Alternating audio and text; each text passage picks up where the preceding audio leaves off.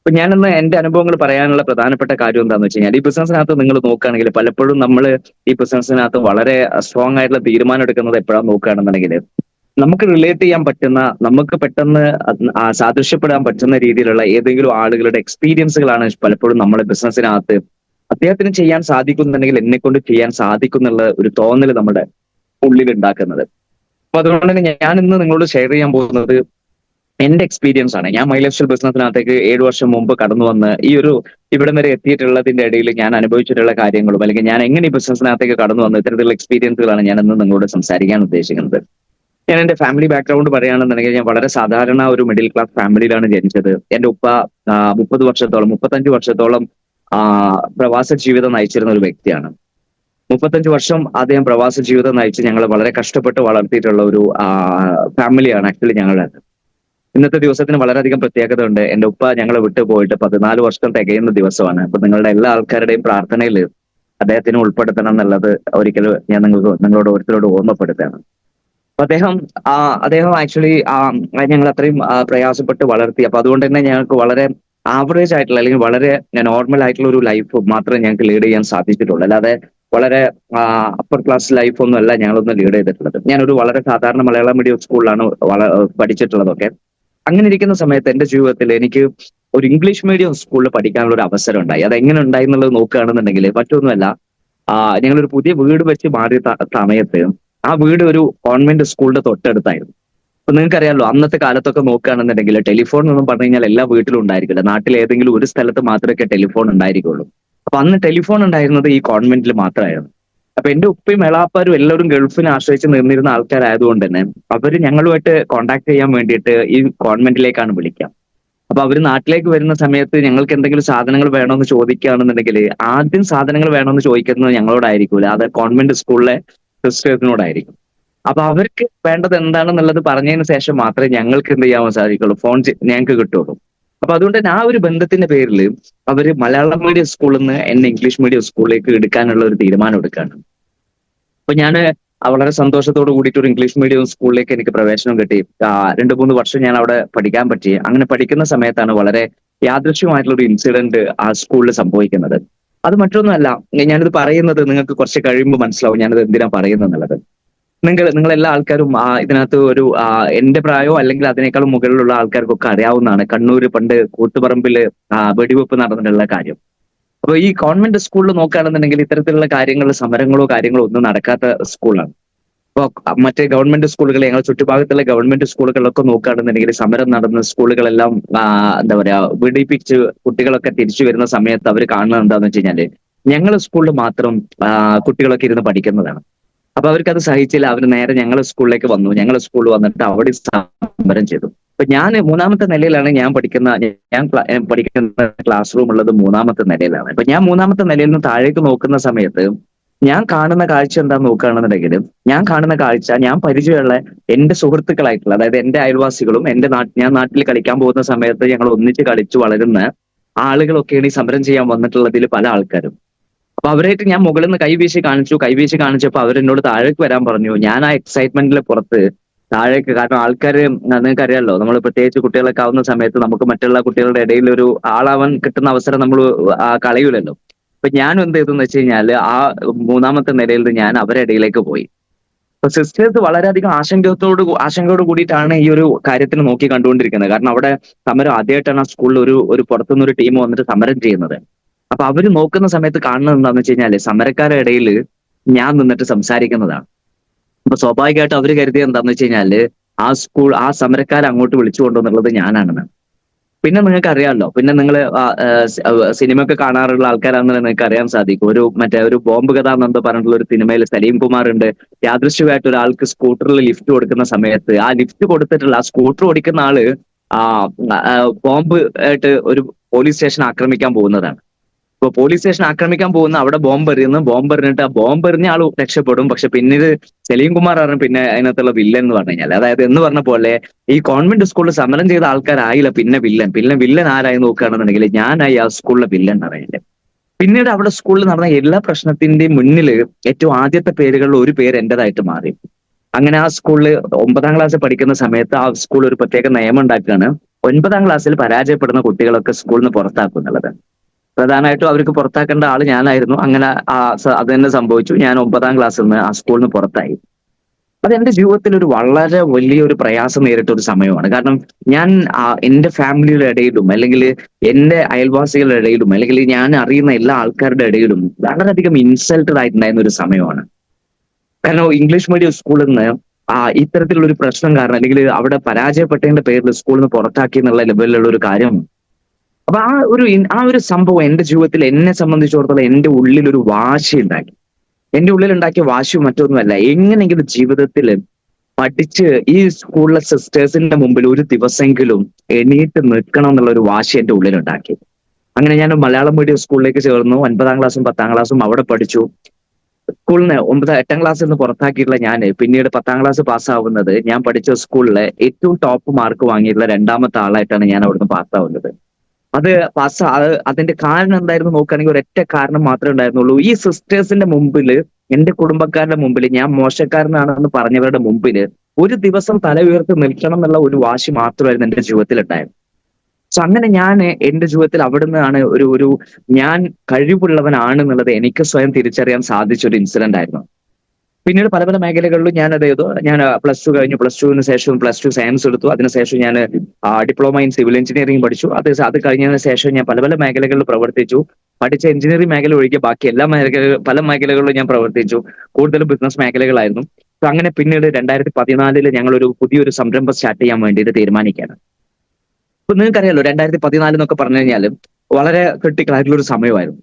അപ്പോൾ ആ സമയത്ത് നമുക്കറിയാം, ബിസിനസ് ചെയ്തുകൊണ്ടിരിക്കുന്ന ആളുകൾക്ക് അറിയാൻ സാധിക്കും, ഒരു ബിസിനസ്സിനകത്ത് നിന്ന് വിജയിക്കണം എന്നുണ്ടെങ്കിൽ ഏറ്റവും പ്രധാനപ്പെട്ട ഒരു കാര്യം എന്താണെന്ന് വെച്ച് കഴിഞ്ഞാൽ, ഒന്നുകിൽ നിങ്ങളൊരു ബിസിനസ് വിജയിക്കുന്ന ആൾക്കാരെ സംബന്ധിച്ചിടത്തോളം നിങ്ങൾ ആ ചെയ്യുന്ന ബിസിനസ് ഏറ്റവും വലിയ രീതിയിൽ നിങ്ങൾക്ക് ചെയ്യാൻ സാധിക്കണം. അല്ലെങ്കിൽ മറ്റുള്ള ആൾക്കാർക്ക് ആർക്കും കോപ്പി ചെയ്യാൻ പറ്റാത്ത രീതിയിലുള്ള യുണീക്ക് ആയിട്ടുള്ള എന്തെങ്കിലും ഒരു കോൺസെപ്റ്റ് നിങ്ങൾക്ക് ഉണ്ടാവണം. എന്നാൽ മാത്രമേ ഒരു ബിസിനസ്സിനകത്ത് ഇന്നത്തെ കാലത്ത് വിജയിക്കാൻ സാധിക്കുള്ളൂ. അപ്പൊ അതുകൊണ്ട് തന്നെ ഞങ്ങൾ വളരെയധികം റിസർച്ച് ഒക്കെ ചെയ്തതിന് ശേഷം ഞങ്ങൾ ഉണ്ടാക്കിയെടുത്തിട്ടുള്ള ഒരു കോൺസെപ്റ്റ് ആയിരുന്നു, ഇന്ന് പുറത്ത് നിങ്ങൾ നോക്കി കഴിഞ്ഞു കഴിഞ്ഞാല് നമുക്ക് ഫുഡ് എല്ലാ ആൾക്കാരും ഇഷ്ടപ്പെടുന്ന കാര്യമാണ്.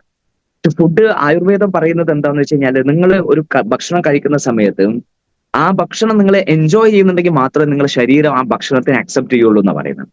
നിങ്ങൾ ആ ഭക്ഷണം കഴിക്കുന്ന സമയത്ത് അതിനെ ആസ്വദിക്കുന്നുണ്ടെങ്കിൽ മാത്രമേ ശരീരം അതിനെ അക്സെപ്റ്റ് ചെയ്യുള്ളൂ. അത് ഭക്ഷണം മാത്രമല്ല, ഏത് പ്രവൃത്തിയാണെന്നുണ്ടെങ്കിലും അങ്ങനെ തന്നെയാണ്. അപ്പൊ ഇന്ന് ഫുഡ് കാണുന്ന സമയത്ത് നിങ്ങൾ ഫുഡ് പുറത്ത് നോക്കുകയാണെന്നുണ്ടെങ്കിൽ ഫുഡിനകത്ത് സംഭവിക്കുന്ന കാര്യം എന്താണെന്ന് ആലോചിച്ച് നോക്കാം. നമ്മൾ പുറത്ത് കാണുന്ന ജങ്ക് ഫുഡ്സ് അല്ലെങ്കിൽ ഹെൽത്തി ഫുഡ്സ്, രണ്ട് തരത്തിലുള്ള ഫുഡുകൾ നമുക്ക് കാണാൻ സാധിക്കും. ഹെൽത്തി ഫുഡ് എന്ന് പറഞ്ഞു കഴിഞ്ഞാൽ നമ്മുടെ മനസ്സിനകത്തേക്ക് ഓർമ്മ വരുന്ന സാധനങ്ങൾ എന്താ? മുളപ്പിച്ച പയറ് അല്ലെങ്കിൽ പാവക്ക ജ്യൂസ്, ഇതൊക്കെയാണ് നമ്മുടെ മനസ്സിനകത്തേക്ക് ഓർമ്മ വരുന്നത്. ഈ പാവക്ക ജ്യൂസോ അല്ലെങ്കിൽ ഈ പറഞ്ഞ മുളപ്പിച്ച പയറോ ഇതൊക്കെ കഴിക്കുന്ന സമയത്ത് നമ്മളുടെ ഒരു മാനസികാവസ്ഥ എന്തായിരിക്കും? എത്ര ആൾക്കാർ അത് ആസ്വദിച്ച് കഴിക്കാറുണ്ട്? ഒരാളും അത് ആസ്വദിച്ച് കഴിക്കാറില്ല. അതുകൊണ്ട് തന്നെ സംഭവിക്കുന്ന എന്താ നോക്കുകയാണെന്നുണ്ടെങ്കിൽ, ഇത് വളരെ എന്താ പറയാ, വളരെയധികം ശരീരത്തിന് ഗുണം ചെയ്യുന്ന സാധനങ്ങളാണെങ്കിൽ പോലും ഒരിക്കലും അത് നമ്മുടെ ശരീരത്തിന് വേണ്ട രീതിയിൽ എന്ത് ചെയ്യില്ല, പ്രയോജനപ്പെടില്ല. കാരണം നമ്മൾ അത് കഴിക്കുന്ന സമയത്ത് നമ്മുടെ മാനസികാവസ്ഥ എന്ന് പറഞ്ഞു കഴിഞ്ഞാൽ ഒരിക്കലും അത് ഇഷ്ടപ്പെട്ടിട്ടല്ല കഴിക്കുന്നത്. അതേ സമയത്ത് ജങ്ക് ഫുഡ്സ് നമ്മൾ നോക്കുകയാണെന്നുണ്ടെങ്കിൽ, ജങ്ക് ഫുഡ് കഴിച്ചു കഴിഞ്ഞാൽ നമുക്ക് പ്രശ്നങ്ങളാണെന്ന് അറിയാം. ആ പ്രശ്നങ്ങളാണെന്ന് അറിഞ്ഞാൽ പോലും അതിന്റെ ടേസ്റ്റ് എന്ന് പറഞ്ഞ ഒരു ഫാക്ടർ ഒന്നുകൊണ്ട് മാത്രം നമ്മൾ ആ ഫുഡ് വളരെയധികം എൻജോയ് ചെയ്തിട്ടാണ് കഴിക്കുന്നത്. അപ്പൊ അതുകൊണ്ട് സംഭവിക്കുന്നത് എന്താ?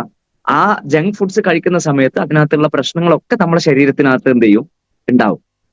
അപ്പൊ ഞങ്ങൾ ആക്ച്വലി ഞങ്ങളുടെ ടീം റിസർച്ച് ചെയ്തിട്ട് നമ്മൾ ഇത് ചെയ്തത്, എന്തുകൊണ്ട് ഹെൽത്തും അല്ലെങ്കിൽ ആരോഗ്യവും ഫുഡും ഇത് രണ്ടും കൂടി ഒരുമിച്ച് നമുക്ക് കൂട്ടുക, ആരോഗ്യവും ടേസ്റ്റും തമ്മിൽ ഒന്നിച്ച് ബ്ലെൻഡ് ആക്കാൻ പറ്റുന്ന എന്തെങ്കിലും ഒരു കോൺസെപ്റ്റ് ഉണ്ടോ എന്നുള്ളതിനെ കുറിച്ച് ഞങ്ങൾ റിസർച്ച് ചെയ്തു. അങ്ങനെ 10-14 ഡോക്ടേഴ്സിന്റെ ഒക്കെ സഹായത്തോട് കൂടിയിട്ട് ആയുർവേദത്തിനകത്ത് വളരെയധികം റിസർച്ച് ചെയ്തതിനു ശേഷം ഞങ്ങൾ ഒരു കോൺസെപ്റ്റ് രൂപീകരിച്ചു. ആ കോൺസെപ്റ്റ് ഇത്ര മാത്രമേ ഉണ്ടായിരുന്നുള്ളൂ, ടേസ്റ്റിൽ കോംപ്രമൈസ് ചെയ്യാത്ത ഹെൽത്തി ഫുഡുകൾ കൊടുക്കുന്ന ഒരു റെസ്റ്റോറന്റ് സ്റ്റാർട്ട് ചെയ്യുക എന്നുള്ളതായിരുന്നു. അങ്ങനെ ഞങ്ങൾ ആദ്യമായിട്ട് 2014 ആ കോൺസെപ്റ്റ് ഞങ്ങൾ സ്റ്റാർട്ട് ചെയ്തു. 2-3 വർഷത്തെ റിസർച്ചിന് ശേഷം ഞങ്ങൾ ആദ്യത്തെ ഞങ്ങളുടെ സ്ഥാപനം എറണാകുളത്ത് കാക്കനാട് എന്ന് പറഞ്ഞ സ്ഥലത്ത് ഇൻഫോ പാർക്കിന് തൊട്ടടുത്തായിട്ട് ഞങ്ങൾ സ്റ്റാർട്ട് ചെയ്തു. So Jeevaraj foods and beverages private limited എന്നുള്ള പേരിലായിരുന്നു ആ ഒരു റെസ്റ്റോറന്റ് വന്നിരുന്നത്. നിങ്ങൾക്ക് പറഞ്ഞാൽ വിശ്വസിക്കാൻ സാധിക്കുമെന്ന് അറിയില്ല, വളരെ ചുരുങ്ങിയ സമയം കൊണ്ട് ആൾക്കാരുടെ ഇടയിൽ അതിന് വളരെ വലിയ പബ്ലിസിറ്റി കിട്ടി. വളരെ വലിയ പബ്ലിസിറ്റി കിട്ടി. ഉച്ച സമയങ്ങളിലൊക്കെ നോക്കുകയാണെന്നുണ്ടെങ്കിൽ ഇൻഫോ പാർക്കിലെ കമ്പനികളുടെ, അതായത് IT കമ്പനികളുടെ സിഇഒമാരും അല്ലെങ്കിൽ ഇൻഫോ പാർക്കിൽ പ്രവർത്തിക്കുന്ന എംപ്ലോയീസും ഉച്ചക്ക് ഊണിന് വേണ്ടിയിട്ട് അല്ലെങ്കിൽ ഉച്ചക്കത്തെ ഫുഡിന് വേണ്ടിയിട്ട് രാവിലത്തെ ഫുഡിനൊക്കെ വേണ്ടിയിട്ട് വന്ന് ക്യൂ നിൽക്കുന്ന സിറ്റുവേഷൻ ആയി. അങ്ങനെ വളരെ വലിയ രീതിയിലൊക്കെ ഒരു ആ ബിസിനസ് വളരാൻ തുടങ്ങി. ഒരൊറ്റ മാസത്തിന്റെ ഉള്ളിൽ തന്നെ ആ ബിസിനസിനെ കുറിച്ച് ഇന്ത്യൻ എക്സ്പ്രസ് പേപ്പറും ഹിന്ദു പോലത്തെ ന്യൂസ് പേപ്പറും മാതൃഭൂമി പോലത്തെ ചാനലും ഒക്കെ ആ ബിസിനസിനെ കുറിച്ചിട്ടുള്ള വാർത്തകൾ പ്രസിദ്ധീകരിച്ചു. അതും ഇന്ത്യൻ എക്സ്പ്രസ് ഒക്കെ ഒരു ഫുൾ പേജ് ആർട്ടിക്കിളാണ് ആ ബിസിനസിനെ കുറിച്ചും ഞങ്ങളെ കുറിച്ചും എഴുതിയത്. അപ്പൊ അത്രയും വളരെ വലിയ രീതിയിലേക്ക് ആ ബിസിനസിനെ, അല്ലെങ്കിൽ ആളുകളുടെ ഉള്ളിൽ ഒരു ഇമ്പാക്ട് ഉണ്ടാക്കുന്ന രീതിയിലേക്ക് ആ ബിസിനസിനെ വളർത്താൻ ഞങ്ങളെ കൊണ്ട് സാധിച്ചു. സംഭവിച്ചത് എന്താന്ന് നോക്കുകയാണെങ്കിൽ അതിന്റെ ഭാഗമായിട്ട് ഞങ്ങൾക്ക് നിരവധി എൻക്വയറീസ് വന്നു. പല ഭാഗത്തും ഈ ബിസിനസ് തുടങ്ങുന്നതായിട്ട് ബന്ധപ്പെട്ടുള്ള പല എൻക്വയറീസും വന്നു. അപ്പൊ അങ്ങനെ ഞങ്ങൾ ബിസിനസ് പല ഭാഗങ്ങളിലേക്ക് എക്സ്പാൻഡ് ചെയ്യാൻ തീരുമാനിച്ചു. ഞങ്ങൾ അതിന് വേണ്ടിയിട്ടുള്ള കാര്യങ്ങൾ ചെയ്യാൻ തുടങ്ങി. ആ ബിസിനസിനകത്തേക്ക് നിരവധി പൈസ ഇൻവെസ്റ്റ് ചെയ്യാൻ തുടങ്ങി. അങ്ങനെ നമ്മുടെ കയ്യിൽ പൈസ ഇല്ലെങ്കിൽ ഒരു ബിസിനസ് തുടങ്ങാൻ വേണ്ടിയിട്ട് ക്യാഷ് ഇല്ലെങ്കിൽ നമ്മൾ എന്താ ചെയ്യാന്ന് ആലോചിച്ച് നോക്കണം. നമ്മൾ മറ്റുള്ള ആളുകളുടെ കയ്യിൽ നിന്ന് പൈസ കടം വാങ്ങിച്ചു ബിസിനസ് നമ്മൾ പതുക്കെ പതുക്കെ വളർത്തിയെടുക്കാൻ തുടങ്ങി. അപ്പൊ അങ്ങനെ സംഭവിച്ചത് എന്താന്ന് വെച്ച് കഴിഞ്ഞാല് ആ ബിസിനസിന്റെ വളർച്ചയ്ക്ക് വേണ്ടിയിട്ട് ഏകദേശം 3-3.5 കോടി രൂപയോളം ഞങ്ങൾ പല സ്ഥലത്തുനിന്നും സ്വരൂപിച്ചു. ആ ബിസിനസ് വളരെ വലിയ രീതിയിലേക്ക് ഞങ്ങൾ തമിഴ്നാട് ബിസിനസ് സ്റ്റാർട്ട് ചെയ്തു. കേരളത്തിലും തമിഴ്നാടുമായി ആദ്യത്തെ ഞങ്ങളുടെ ബിസിനസ്. അതിനിടയിൽ ദുബൈയിൽ ബിസിനസ് സ്റ്റാർട്ട് ചെയ്യാനുള്ള അവസരം കിട്ടി. സോ ദുബൈയിൽ ഞങ്ങൾ പോയി സ്ഥലമൊക്കെ നോക്കി വന്നു. എല്ലാ കാര്യങ്ങളും സെറ്റാക്കി അതിനുള്ള കാര്യങ്ങളൊക്കെ ചെയ്തു. അപ്പൊ ഞങ്ങളുടെ ആദ്യത്തെ ഒരു ടാർഗറ്റ് എന്തായിരുന്നു എന്ന് വെച്ച് കഴിഞ്ഞാല് 10 ഔട്ട്ലെറ്റുകൾ പല ഭാഗങ്ങളിലായിട്ട് സ്റ്റാർട്ട് ചെയ്യാന്നുണ്ടായിരുന്നു. അപ്പൊ ഞങ്ങൾ ടോട്ടലായിട്ട് കണ്ടിരുന്ന ഒരു ഇൻവെസ്റ്റ്മെന്റ് എന്ന് പറഞ്ഞാൽ ഏകദേശം 10 കോടി രൂപ ഇൻവെസ്റ്റ്മെന്റ് ആയിരുന്നു കണ്ടിരുന്നത്. അപ്പൊ ഞങ്ങൾ ആ പൈസ ഒക്കെ സ്വരൂപിച്ചുകൊണ്ടിരിക്കുന്നത് മറ്റുള്ള ആൾക്കാരുടെ കയ്യിൽ നിന്നാണ്.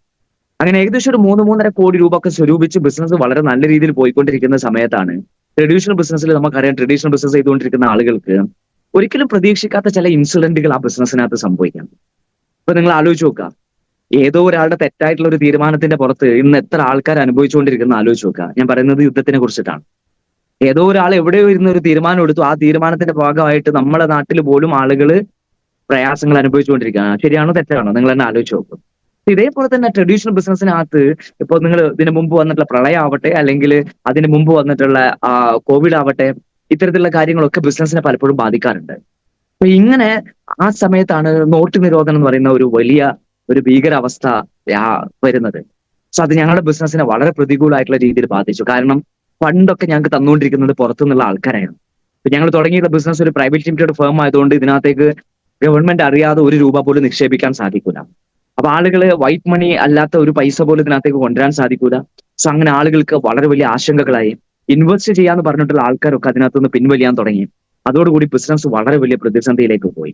വളരെ നല്ല രീതിയിൽ നടന്നുകൊണ്ടിരിക്കുന്ന ബിസിനസ് വളരെ പെട്ടെന്ന് ആ ബിസിനസ് താഴേക്ക് പോരുകയാണ്. വളരെ പെട്ടെന്ന് ആ ബിസിനസ് താഴേക്ക് പോരുന്ന ഒരു സാഹചര്യം വരികയാണ്. അങ്ങനെ ബിസിനസ് തകരുന്നു. ബിസിനസ് അവിടുന്ന് പിന്നീട് ഒരു വർഷത്തിന്റെ ഇടയിൽ ബിസിനസ് ഓരോ ദിവസം കഴിയുന്തോറും പ്രതിസന്ധികൾ രൂക്ഷമായിക്കൊണ്ടിരിക്കുകയാണ്. കാരണം 10-35-40 സ്റ്റാഫുകൾ പ്രവർത്തിക്കുന്നുണ്ട്. അത്രയും സ്റ്റാഫുകൾക്ക് ശമ്പളം കൊടുക്കണം. 2-3-4 സ്ഥലത്ത് ഞങ്ങൾക്ക് കൊച്ചിയിൽ ഔട്ട്ലെറ്റ് ഉണ്ട്. കൊച്ചിയിൽ ആളുകൾക്ക് പ്രൊഡക്ഷൻ യൂണിറ്റ് ഉണ്ട്. അവർക്ക് സ്റ്റാഫുകൾക്ക് താമസിക്കാനുള്ള വീടുണ്ട്. ഇതിനൊക്കെ റെന്റ് കൊടുക്കണം. ഇതേപോലെ തമിഴ്നാട്ടിലും ഉണ്ട്. അവിടെയൊക്കെ നമുക്ക് റെന്റ് കൊടുക്കണം. ഇലക്ട്രിസിറ്റി ബില്ല് കൊടുക്കണം. ഇതിനൊക്കെ കൂടി നോക്കുകയാണെങ്കിൽ ഒരു മാസം ഏകദേശം ഒരു 4-4.5 ലക്ഷം രൂപ ഞങ്ങൾക്ക് ചെലവ് വരും. അപ്പൊ ഈ 4-4.5 ലക്ഷം രൂപ ബിസിനസ് നടക്കുന്നില്ല. 4-4.5 ലക്ഷം രൂപ എല്ലാ മാസവും നമ്മൾ അതിലേക്ക് ഇറക്കേണ്ടതായിട്ടും വരികയാണ്. അപ്പൊ കൂടുതൽ പൈസ ആളുകളുടെ അടുത്ത് നിന്ന് കടം വാങ്ങാൻ തുടങ്ങി. ആദ്യമൊക്കെ തുടക്കത്തിലൊക്കെ നോക്കുകയാണെങ്കിൽ നമ്മൾ വീട്ടിലുള്ള സ്വർണം കൊണ്ട് ബാങ്കിൽ പണയപ്പെടുത്തിയിട്ടും അല്ലെങ്കിൽ അത്തരത്തിലുള്ള വീട്ടുകാരറിയാത്ത രീതിയിൽ പല കാര്യങ്ങളും നമ്മൾ ചെയ്യാൻ തുടങ്ങി. പിന്നെ നമ്മൾ വേണ്ടപ്പെട്ട ആളുകളുടെ നിന്ന് പൈസ വാങ്ങാൻ തുടങ്ങി. അങ്ങനെ വളരെ വലിയ പ്രതിസന്ധിയിലേക്ക് അവിടെ അങ്ങോട്ട് ഒരു വർഷത്തിലേക്ക് പോവാണ്. അതിന്റെ ലാസ്റ്റ് സമയത്താണ് എന്റെ ഒരു സുഹൃത്ത്, പഴയകാല സുഹൃത്ത്, എന്നെ ഒരു ദിവസം ഫോണിൽ വിളിക്കുന്നത്. ഒരു ഫോണിൽ അദ്ദേഹം എന്നെ വിളിച്ചിട്ട് പറഞ്ഞു, റഫീഖ്, ഞാനൊരു ഡയറക്ട് സെല്ലിംഗ് ബിസിനസ് സ്റ്റാർട്ട് ചെയ്തിട്ടുണ്ട്. എന്റെ കൂടെ റഫീഖ് ബിസിനസ്സിനകത്ത് വരണം എന്ന് പറഞ്ഞു. അപ്പൊ ഡയറക്ട് സെല്ലിംഗ് ബിസിനസ്സിനകത്ത് കുറഞ്ഞ കാലത്ത് എക്സ്പീരിയൻസ് എനിക്ക് പണ്ട് ഉണ്ടായിരുന്നതുകൊണ്ട് അന്ന് ഗവൺമെന്റ് തലത്തിൽ ഈ ബിസിനസ് ഗവൺമെന്റ് അതിന് അംഗീകാരം തരാത്തതുകൊണ്ട് തന്നെ എനിക്ക് ആ ബിസിനസിനെ കുറിച്ചിട്ട് ആ സമയങ്ങളിൽ ഉണ്ടായിട്ടുള്ള അനുഭവങ്ങൾ വളരെ മോശമായിരുന്നു. അതുകൊണ്ട് തന്നെ ഞാൻ ഡയറക്ട് സെല്ലിംഗ് ബിസിനസ്സിനകത്തേക്ക് ഒരു കാലത്തും കടന്നു വരൂല എന്നുള്ള തീരുമാനം എടുത്തതുമായിരുന്നു. അപ്പൊ ഞാൻ ഈ സുഹൃത്തിനോട് വളരെ സ്നേഹത്തോടു കൂടി പറഞ്ഞു, ഒരു കാരണവശാലും എന്നെ ഇതിലേക്ക് വിളിക്കരുത്, ഞാൻ ഇതിനകത്തേക്ക് ഉണ്ടാവില്ല എന്നുള്ളത് വളരെ കണിശമായിട്ടുള്ള രീതിയിൽ തന്നെ വളരെ സ്നേഹത്തോടു കൂടി പറഞ്ഞു. ഈ സുഹൃത്ത് എനിക്ക് വളരെ വേണ്ടപ്പെട്ട ഒരാളായിരുന്നുകൊണ്ടും അദ്ദേഹം നിരന്തരം എന്നെ വിളിച്ചുകൊണ്ടും അദ്ദേഹത്തിനോട് മറിച്ചൊന്നും പറയാൻ എനിക്ക് തോന്നാത്തതുകൊണ്ട് അവസാനം ഞാൻ അദ്ദേഹത്തിനോട് ചോദിച്ചു, ഞാൻ എന്താ ചെയ്യേണ്ടതെന്ന് ചോദിച്ചു.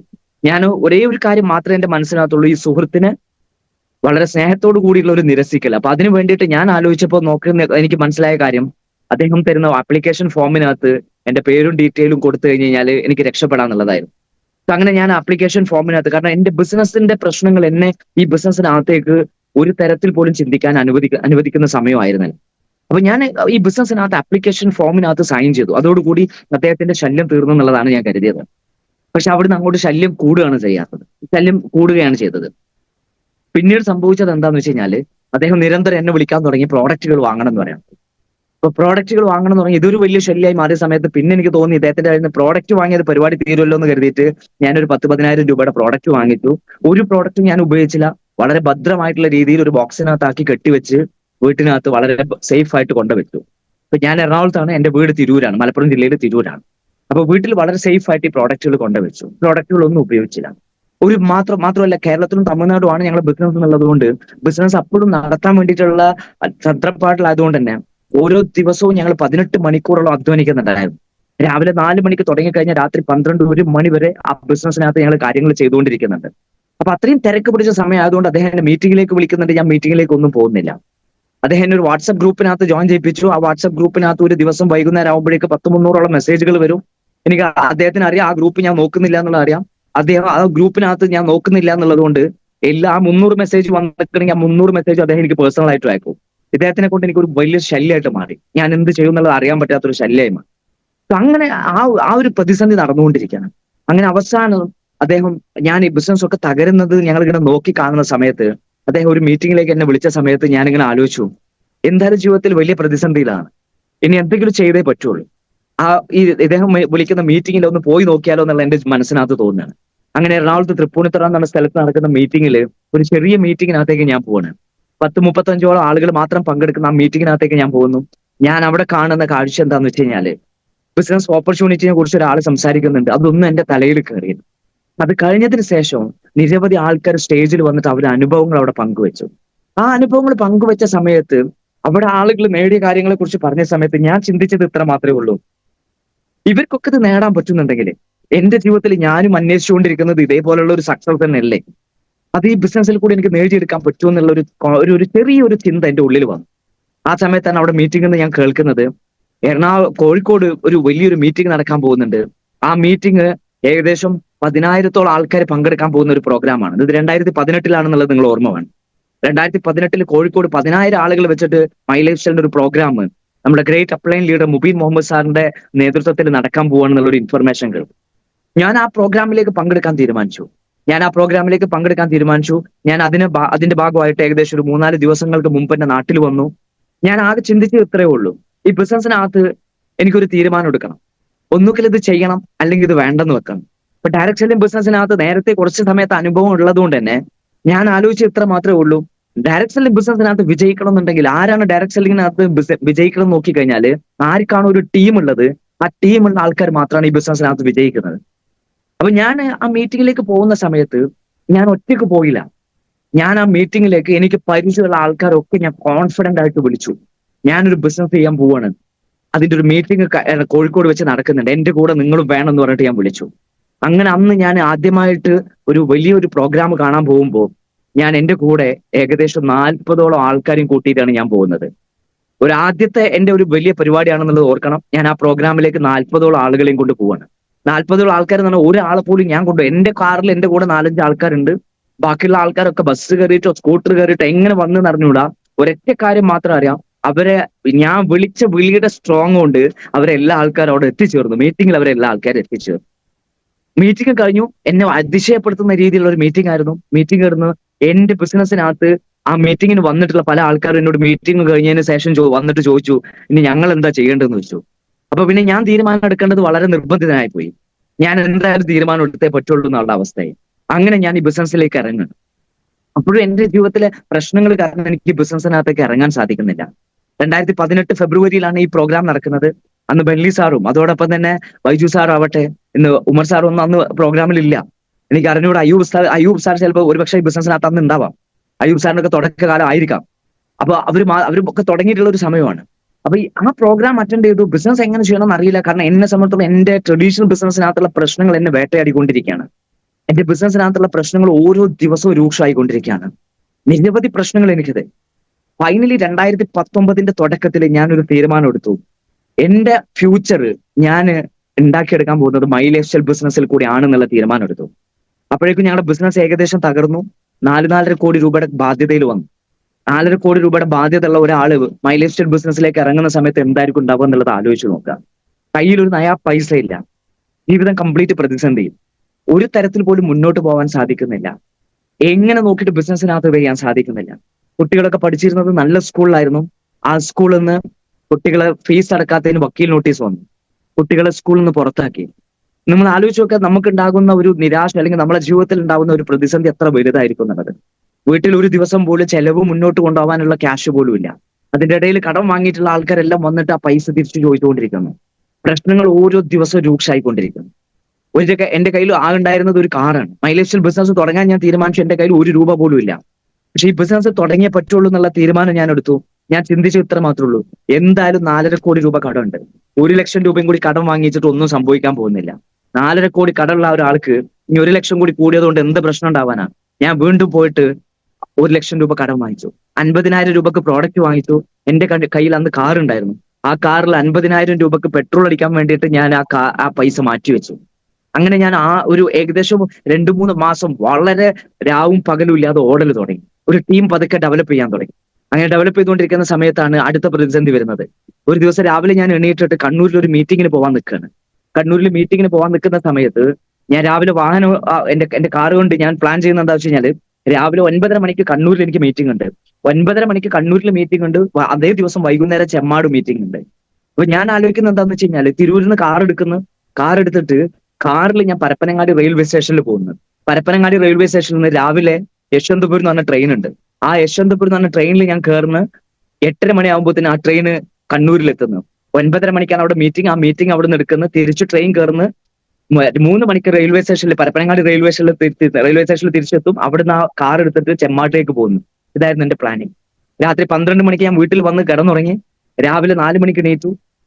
കുളിച്ചു കൊണ്ടിരിക്കുന്ന സമയത്ത് പെട്ടെന്ന് എന്റെ ഉമ്മ വന്നിട്ട് ഡോറിന് മുട്ടുന്നു. ബാത്റൂമിന്റെ ഡോറിന് മുട്ടുന്നുണ്ട്. അപ്പൊ ഞാൻ ചോദിച്ചു എന്താന്ന് ചോദിച്ചു. അപ്പൊ എന്നോട് പറഞ്ഞു, റഫീഖ്, നമ്മുടെ സിറ്റ് ഔട്ടിന്റെ ഗ്രിൽസ് കംപ്ലീറ്റ് വല ഉപയോഗിച്ചിട്ട് കെട്ടിയിട്ടിട്ടുണ്ടെന്ന് പറഞ്ഞു. അപ്പൊ ഞാൻ പറഞ്ഞു, വല ഉപയോഗിച്ച് കെട്ടിയിടുന്നു ചോദിച്ചു. അപ്പൊ നിങ്ങൾക്ക് അറിയാലോ, ഈ സിറ്റ് ഔട്ടിന് ഗ്രിൽസ് അവിടെ എന്താ പറയാ, നിങ്ങൾ ഓരോ ആൾക്കാർ എന്താ പറയാന്ന് അറിഞ്ഞൂടാ. ഗേറ്റ് നമ്മളെ എന്താണ് സിറ്റ് ഔട്ടിന്റെ ആ ഡോറിന് ലോക്ക് കംപ്ലീറ്റ് വല ഉപയോഗിച്ചിട്ട് കെട്ടിയിട്ടിരിക്കണമെന്ന്. അപ്പൊ ഞാൻ പറഞ്ഞു, ഞാനിതപ്പോ കുളി കഴിയാറായിക്കണം, ഇപ്പൊ വരാന്ന് പറഞ്ഞു.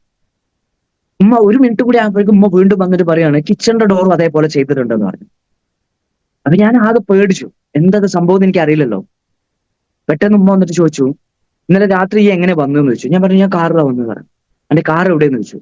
ഒരു കാറ് പിന്നെ പുറത്ത് നിർത്തിയിട്ടുണ്ടല്ലോ. ഉമ്മ പറഞ്ഞു, എന്റെ കാർ അവിടെ കാണുന്നില്ലല്ലോ. അപ്പൊ എനിക്ക് കാര്യം മനസ്സിലായി. കാരണം ആ കാറിന്റെ അടവടച്ചിട്ട് ഏകദേശം 8 മാസമായിരുന്നു.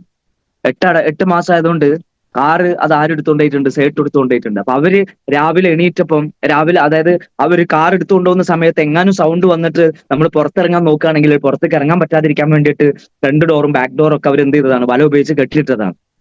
ഞാൻ ഇറങ്ങി വന്നു അത്ഭുതത്തിൽ വളരെ വിഷമത്തോട് കൂടിയിട്ടിരുന്നു. ഇനിയിപ്പോ എന്ത് ചെയ്യും? ഒന്നുമില്ല, ജീവിതത്തിൽ ഒന്നുമില്ല. കാറും കയ്യിൽ നിന്ന് പോയി. നിങ്ങളാണെന്ന് എന്ത് ചെയ്യുന്ന ആലോചിച്ച് നോക്കാം. ഞാൻ കുറച്ചു നേരം വിഷമത്തോട് കൂടിയിരുന്നു. ഞാൻ എന്റെ ബിസിനസ്സിനകത്ത് എന്റെ അസോസിയേറ്റ് ആയിട്ടുള്ള എന്റെ ഡിസ്ട്രിബ്യൂട്ടർ ആയിട്ടുള്ള പ്രശാന്ത് സാർ എന്ന് പറഞ്ഞിട്ടുള്ള വ്യക്തിനെ ഞാൻ വിളിച്ചു. അദ്ദേഹത്തിന്റെ വീട് ഇവിടുന്ന് 20 കിലോമീറ്റർ അപ്പുറത്താണ്. ഞാൻ അദ്ദേഹത്തിനോട് വിളിച്ചിട്ട് പറഞ്ഞു, നിങ്ങൾ വേഗം ബൈക്ക് ഒന്ന് വീട്ടിലേക്ക് വരണം എന്നാണ്. അപ്പൊ എന്നോട് ചോദിച്ചു, എന്താ കാര്യം എന്ന് വെച്ചു. ഞാൻ പറഞ്ഞു, കാറ് കാണാനില്ല. അപ്പൊ എന്നിട്ട് എന്താ ചെയ്യുന്നതെന്ന് വെച്ചു. അല്ല, എനിക്ക് കണ്ണൂർ മീറ്റിംഗ് ഉണ്ട്, ട്രെയിൻ 6 മണിക്ക് പോകും. തിരൂരിൽ നിന്നാണെങ്കിൽ ആ ട്രെയിൻ 6 മണിക്കാണ്. അപ്പൊ എനിക്ക് 6 മണിക്ക് പോകും, ഇന്നൊന്ന് റെയിൽവേ സ്റ്റേഷനിൽ കൊണ്ടാക്കി തരുമെന്ന് ചോദിച്ചു. ഞാൻ എന്റെ കാറ് പോയതിനെ കുറിച്ച് പോലും ചിന്തിച്ചില്ല. പോകുന്ന സമയത്ത് പോലീസ് സ്റ്റേഷനിൽ കയറിയിട്ട്, നിങ്ങൾക്ക് തിരൂർ അറിയുന്ന ആൾക്കാർക്ക് അറിയാം, പോലീസ് സ്റ്റേഷന്റെ തൊട്ടടുത്ത് തന്നെയാണ് റെയിൽവേ സ്റ്റേഷൻ. ആ റെയിൽവേ സ്റ്റേഷനിലൊന്ന് പോലീസ് സ്റ്റേഷനിൽ കയറിയിട്ട് ഇൻഫോം ചെയ്ത് കണ്ട് ഞാൻ ട്രെയിൻ കയറി നേരെ മീറ്റിംഗിലേക്ക് പോയി. അന്ന് മുതൽ എന്റെ കയ്യിൽ ഒരു സ്കൂട്ടറോ ഒരു കാറോ പോലും ഇല്ല. പിന്നെ എങ്ങനെ ഞാൻ ഈ ബിസിനസ്സിലേക്ക് ഇറങ്ങിയെന്ന് വെച്ച് കഴിഞ്ഞാല്, നടന്നു പോയിട്ടും ലോറിക്ക് കൈ കാണിച്ചിട്ടും ബസ്സിന് കയറി പോയിട്ടും എന്താ പറയാ ട്രെയിനിന് കയറി പോയിട്ടും. അന്ന് കോഴിക്കോടായിരുന്നു എനിക്കൊരു ചെറിയ ടീം ഉണ്ടായിരുന്നത്. അതുകൊണ്ട് ഒരു മാസം ഒരു സീസൺ ടിക്കറ്റ് എടുക്കും. 150 രൂപ കൊടുത്ത ഒരു സീസൺ ടിക്കറ്റ് കിട്ടും. ആ 150 രൂപ കൊണ്ട് എത്ര പ്രാവശ്യം വേണമെങ്കിലും കോഴിക്കോട് പോയി വരാം. അത് മാത്രമായിരുന്നു എനിക്കുണ്ടായിരുന്ന ഏക ആശ്രയം എന്ന് പറഞ്ഞു കഴിഞ്ഞാല്. ഉച്ചക്ക് പട്ടിണിയായിരിക്കും, കാരണം 1 രൂപ പോലും കയ്യിലില്ല. ഡിസ്ട്രിബ്യൂട്ടേഴ്സിന്റെ കൂടെ വർക്ക് ചെയ്യുന്ന സമയത്ത് ഉച്ചക്ക് ഞാൻ പറയും 1 മണിയാകുമ്പോൾ അല്ലെങ്കിൽ 12 മണിയാകുമ്പോൾ പറയും, എനിക്ക് 1 മണിക്ക് ഒരാളെ കാണാൻ പോവാണ്ട് കിട്ടോ എന്ന് പറയും. 12:30 ആകുമ്പോഴേക്ക് അവരുടെ അടുത്ത് നിന്ന് ഇറങ്ങും. എന്തിനാ ഇറങ്ങുന്നതെന്ന് അറിയോ? അവിടുന്ന് ഇറങ്ങുന്നത് വേറെ ഒന്നും കൊണ്ടല്ല, അവരെന്റെ കൂടെ ഉണ്ടെന്നുണ്ടെങ്കിൽ അവരെന്റെ ടീമിലുള്ള ആൾക്കാർക്കാണ്. അവർക്ക് എന്റെ പ്രതിസന്ധികളൊന്നും അറിയില്ല. ഞാൻ എപ്പോഴും അന്നും ഞാൻ ഈ ചിരിച്ച മുഖം കൊണ്ട് മാത്രമേ ആൾക്കാരുടെ മുമ്പിലേക്ക് പോവാറുള്ളൂ. അല്ലാതെ ഒരിക്കൽ പോലും എന്റെ മുഖത്ത് നോക്കിക്കഴിഞ്ഞാൽ അവർക്ക് ഒരു പ്രശ്നം അനുഭവിക്കുന്ന ഒരാളാണെന്നുള്ളത് അവർക്ക് അറിയാൻ സാധിക്കൂല. അപ്പൊ ഞാൻ അവരുടെ കൂടെ ഉണ്ടെന്നുണ്ടെങ്കിൽ അവർക്ക് ഞാൻ ഭക്ഷണം വാങ്ങിച്ചു കൊടുക്കണ്ട. എന്റെ കയ്യിൽ എനിക്ക് പോലും ഭക്ഷണം കഴിക്കാൻ പൈസ ഇല്ല. അപ്പൊ ഞാൻ പട്ടിണി കിടന്നാലും കുഴപ്പമില്ല, അവർക്ക് വാങ്ങി കൊടുക്കാൻ പറ്റില്ലല്ലോ എന്നുള്ള രീതിയിൽ ഞാൻ 1 മണിക്ക് മീറ്റിംഗ് ഉണ്ടെന്ന് കളവ് പറഞ്ഞിട്ട് പതുക്കെ അവിടുന്ന് മുങ്ങും. 2 മണിയാകുമ്പോഴേക്കും ഞാൻ തിരിച്ച് അവരുടെ കൂടെ വീണ്ടും ജോയിൻ ചെയ്യും, അവരുടെ കൂടെ നിന്ന് പ്രവർത്തിക്കും. അങ്ങനെ പതുക്കെ പതുക്കെ പതുക്കെ ബിസിനസ് ഡെവലപ്പ് ചെയ്യാൻ തുടങ്ങി. അങ്ങനെ ബിസിനസ് പതുക്കെ ഡെവലപ്പ് ചെയ്യാൻ തുടങ്ങി. നിങ്ങൾക്ക് അറിയാലോ, ഒരു ടീം വളരെ ശക്തമായിട്ട് വരാൻ തുടങ്ങി. ഒരു ടീം വളരെ ശക്തമായിട്ട് വരാൻ തുടങ്ങി. ഒരു ടീം മാത്രം പോകുന്ന സമയത്ത് നിങ്ങൾക്ക് അറിയാലോ, വരുമാനം കിട്ടൂല. ഈ ബിസിനസിനകത്ത് ഒരു ടീം വരുന്നുണ്ട്, ഞാൻ വരുമാനം കിട്ടുന്നുണ്ടോ ഇല്ല എന്നുള്ളതിനെ കുറിച്ച് ഞാൻ നോക്കില്ല. ആരാണോ എന്റെ കൂടെ പ്രവർത്തിക്കാൻ തീരുമാനിച്ചത്, ആ പ്രവർത്തിക്കാൻ തീരുമാനിച്ചവന്റെ കൂടെ ഞാൻ നിന്ന് വർക്ക് ചെയ്ത് തുടങ്ങി. എന്റെ താഴെ ഞാൻ ഈ ബിസിനസിനകത്ത് ടീം കോർഡിനേറ്റർ ആവുന്നത് ഏകദേശം നിങ്ങൾ ആലോചിച്ച് നോക്കണം, 1.5 വർഷം കൊണ്ടാണ് ഞാൻ ഈ ബിസിനസിനകത്ത് ടീം കോർഡിനേറ്റർ ആവുന്നത്. പക്ഷെ 1.5 കൊല്ലം കൊണ്ട് ഞാൻ ടീം കോർഡിനേറ്റർ ആവുന്നതിന്റെ മുമ്പ് എന്റെ ടീമിനകത്ത് ഒരാള് RTC ക്വാളിഫൈ ചെയ്ത് സീഡിംഗ് അച്ചീവർ ആയിട്ട് മാറിയിട്ടുണ്ടായിരുന്നു. അപ്പോഴും ഞാൻ TC പോലും ആവാതെ നിൽക്കുകയാണ്. ഞാൻ TC പോലും അല്ല, ഞാൻ സപ്പോർട്ട് ചെയ്യുന്ന എന്റെ ലീഡർ RTC ക്വാളിഫൈ അദ്ദേഹം RTC ക്വാളിഫൈ ചെയ്തു. അദ്ദേഹത്തിന്റെ ടീമിനകത്ത് നിരവധി ആളുകളായി. ആ ടീം വളരെ ശക്തമായിട്ട് പ്രവർത്തിക്കാൻ തുടങ്ങി. സോ അങ്ങനെ എന്റെ ടീമിനകത്ത്, രണ്ടാമത്തെ ടീമിനകത്ത് പതുക്കെ പതുക്കെ പതുക്കെ ബിസിനസ് ഡെവലപ്പ് ചെയ്ത് വരാൻ തുടങ്ങുന്ന സമയത്താണ് അടുത്ത പ്രതിസന്ധി വരുന്നത്, കോവിഡ്. വീണ്ടും ലോക്ക്ഡൌൺ, മുന്നോട്ട് പോകാൻ സാധിക്കുന്നില്ല, നിരാശ. അപ്പൊ ജീവിതത്തിൽ എന്ത് ചെയ്യും, ഇനിയും എന്ത് ചെയ്യും എന്നുള്ള പ്രശ്നങ്ങളായി. പക്ഷെ ഞാൻ ഒരു ദിവസം പോലും കോവിഡിൽ, എനിക്ക് തോന്നുന്നു ഒരു 2-3 ദിവസം മാത്രമേ ഞാൻ എന്റെ വീട്ടിൽ ഇരുന്നിട്ടുള്ളൂ. ഞാന് ബാക്കിയുള്ള എല്ലാ ദിവസങ്ങളും രാവിലെ തന്നെ ഞാൻ എന്റെ വീട്ടിൽ നിന്ന് പുറത്തേക്ക് ഇറങ്ങും. വീട്ടിലേക്ക് പുറത്തിറങ്ങിയിട്ട് എനിക്ക് ചെയ്യാൻ പറ്റുന്ന കാര്യങ്ങൾ എന്താണോ അതൊക്കെ ഞാൻ ചെയ്യാൻ തുടങ്ങി. അങ്ങനെ ഞാൻ വളരെ ആത്മാർത്ഥത്തോട് കൂടിയിട്ട് പ്രവർത്തിക്കാൻ തുടങ്ങി. വളരെ വലിയ നിരാശയാണ് ആ സമയത്തൊക്കെ ഉള്ളത്. കാരണം വീട്ടില് നിങ്ങൾ ആലോചിച്ച് നോക്കുക, കടക്കാരെ കൊണ്ട് വീട്ടിലിരിക്കാൻ സാധിക്കുന്നില്ല. കടക്കാർ വീട്ടിൽ വന്ന് എല്ലാ ദിവസവും ശല്യപ്പെടുത്തിക്കൊണ്ടിരിക്കുന്നു. വീട്ടിൽ ചെലവ് നടത്താൻ പൈസ ഇല്ല. എന്തെങ്കിലും ജീവിതത്തിൽ ചെയ്യണം എന്ന് ഉദ്ദേശിച്ചു കഴിഞ്ഞാൽ അത് ചെയ്യാൻ പറ്റുന്ന സാഹചര്യം വരുന്നില്ല. അപ്പൊ ഇതൊക്കെ കൂടി ആകെ മനസ്സിലാകത്ത് വിഷമിച്ചുകൊണ്ടിരിക്കുന്ന സമയത്താണ് ഒരു ദിവസം ഞാൻ ജീവിതത്തിൽ ഞാൻ എന്റെ ബന്ധുക്കളുടെ വീട്ടിൽ നടക്കുന്ന ഫംഗ്ഷനോ അല്ലെങ്കിൽ എന്റെ വളരെ അടുത്ത് നിൽക്കുന്ന ആളുകളുടെ വീട്ടിൽ നടക്കുന്ന ഫംഗ്ഷന് പോലും ഞാൻ പോവാതെയായി. കാരണം അവരുടെയൊക്കെ വീട്ടിൽ പോകുന്ന സമയത്ത് അവരുടെ മുമ്പിൽ എങ്ങനെ ഞാൻ ഫേസ് ചെയ്യും. കാറിൽ പോയിരുന്ന ഞാൻ ഇന്ന് എന്റെ ഫാമിലിനായിട്ട് ഒരു ബസ്സിലൊക്കെ കയറിയിട്ട് അല്ലെങ്കിൽ നടന്നു പോയിട്ടൊക്കെ ഫംഗ്ഷനൊക്കെ പോവാന്നുള്ളത് എനിക്ക് ഭയങ്കര ഒരു നിരാശ തോന്നി തുടങ്ങി. അങ്ങനെ ഞാൻ അതിലൊക്കെ പോവാതായി. ഈ ബിസിനസ് എന്നുള്ളത് മാത്രമായി എന്റെ ജീവിതത്തിലെ ഒരേ ഒരു ലക്ഷ്യം, ജീവിതത്തിൽ വിജയിച്ചേ പറ്റൂ. എന്നെ കളിയാക്കിക്കൊണ്ടിരിക്കുന്ന ആളുകളുടെ മുമ്പിൽ, എന്നെ പുച്ഛിച്ചുകൊണ്ടിരിക്കുന്ന ആളുകളുടെ മുമ്പിൽ, എന്നെ കുറ്റം പറഞ്ഞുകൊണ്ടിരിക്കുന്ന ആളുകളുടെ മുമ്പിൽ ഒരു ദിവസം എണീറ്റ് നിൽക്കണം. ഇത് മാത്രമായിരുന്നു എന്റെ ജീവിതത്തിൽ ഞാൻ കണ്ട ലക്ഷ്യം. അപ്പൊ അങ്ങനെ ഇരിക്കുന്ന സമയത്താണ് ഞാനൊരു വളരെ നിരാശനായിട്ട് നിൽക്കുന്ന ഒരു സമയത്താണ്, കോവിഡിന്റെ സമയത്ത് ഞാനൊരു സിനിമ കാണുന്നത്.